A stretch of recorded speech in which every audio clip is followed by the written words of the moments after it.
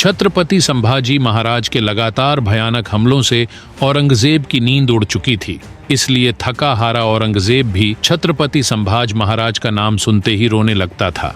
औरंगजेब भी जानता था कि मैं छत्रपति संभाजी महाराज को खुले मैदान में पराभूत ही नहीं कर सकता, पर अपने ही लोगों की गद्दारी के ग्रहण छत्रपति संभाजी महाराज के पीछे लग चुके थे और इसी कारण मुकर्रम खान की हजारों की सेना ने छत्रपति संभाजी महाराज को धोखे से कैद कर लिया। संभाजी महाराज को पकड़कर औरंगजेब के सामने ले जाया गया।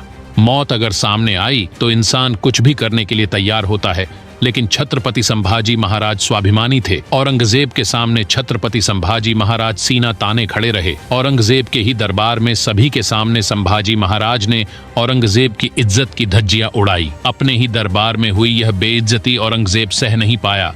वह गुस्से से लाल हो गया। औरंगजेब के आदेश पर अब छत्रपति संभाजी महाराज पर अत्याचार शुरू हुए। संभाजी महाराज के बदन की खाल खींची गई। दर्द ज्यादा हो इसलिए उन पर नमक छिड़का गया। बाल खींचे गए, शरीर से मांस के टुकड़े निकाले गए, उंगलियां काटी गई, हाथ काटे गए, गर्म लोहे की सलियां आंखों में डाल दी गई, जबान काट दी गई। पर छत्रपति संभाजी महाराज ये सब कुछ सहते रहे। क्यों? क्योंकि अपने पिता छत्रपति शिवाजी महाराज ने जो स्वराज निर्माण किया था, उसके खातिर, राष्ट्र धर्म के खातिर, स्वाभिमान के खातिर। आखिर वह दिन आया, 11 मार्च 1689, फाल्गुनी वद्य अमावस। छत्रपति संभाजी महाराज के लिए औरंगजेब की आखिरी सजा, संभाजी का सिर कलम कर दो, और आखिर संभाजी महाराज का सिर काटा गया।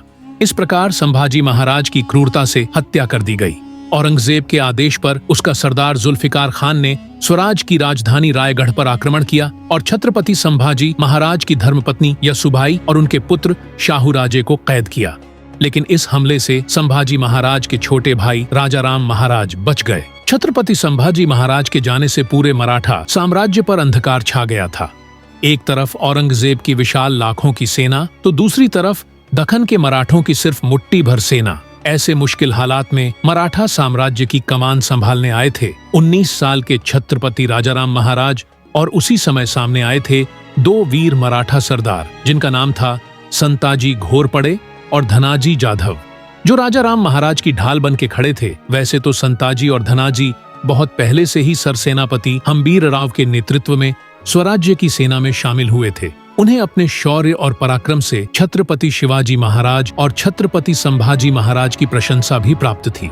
फिलहाल औरंगजेब भी चुपचाप बैठने वालों में से नहीं था। वह सोचने लगा, काबुल से लेकर कंधार, कंधार से लेकर पश्चिम बंगाल तक और मध्य भारत तक सब कुछ तो मैं जीत चुका हूँ। सिर्फ दक्कन जीतना बाकी है। उसे जीतने के बाद मैं बनूंगा पूरे भारत का बादशाह। सिर्फ एक बार, बस एक बार यह दक्कन हमारे मुट्ठी में आ जाए, यह मराठे हमारे आगे घुटने टेके, बस यही ख्वाहिश थी औरंगजेब की। औरंगजेब ने मुकर्रम खान, दिलेर खान, शहाबुद्दीन खान, बेदार बख्त मुअज्जम, कासिम खान जैसे एक से बढ़कर एक सरदारों को औरंगजेब ने इकट्ठा किया और अपने लाखों का लश्कर लेकर वो निकल पड़ा मराठों का नामो निशान मिटाने के लिए। पर छत्रपति संभाजी महाराज की चीता के आग की लपटों से और खून के हर एक बूंद बूंद से यहाँ पर निर्माण हुए हजारों लाखों संभाजी अब हर मराठा संभाजी महाराज के मृत्यु की चिंगारी अपने अंदर भड़का रहा था। राजा के मृत्यु का बदला लेने के लिए मराठे बेचैन हो गए थे।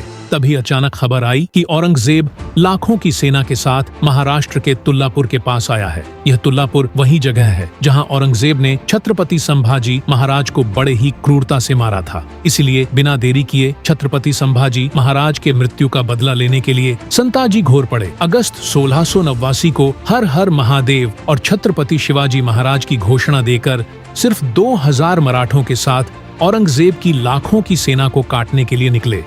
जो भी मुगल सैनिक मराठों के सामने आते थे, मराठे सीधे उसे काटकर अल्लाह के पास भेज देते थे।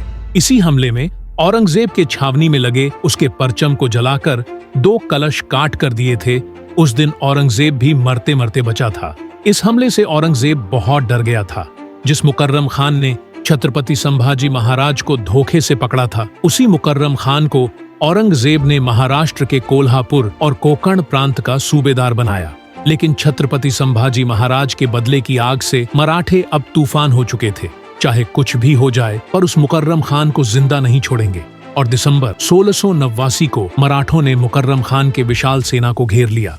हर हर महादेव की गूंज के साथ सबको काटना शुरू कर दिया। इस घनघोर युद्ध में संताजी ने मुकर खान को पकड़कर इतना जबरदस्त मारा कि खून से लथपथ हुए मुकर्रम खान की तड़प तड़प कर मौत हो गई। अगर आपको यह वीडियो पसंद आई तो लाइक जरूर कीजिए और चैनल को सब्सक्राइब करना मत भूलिए।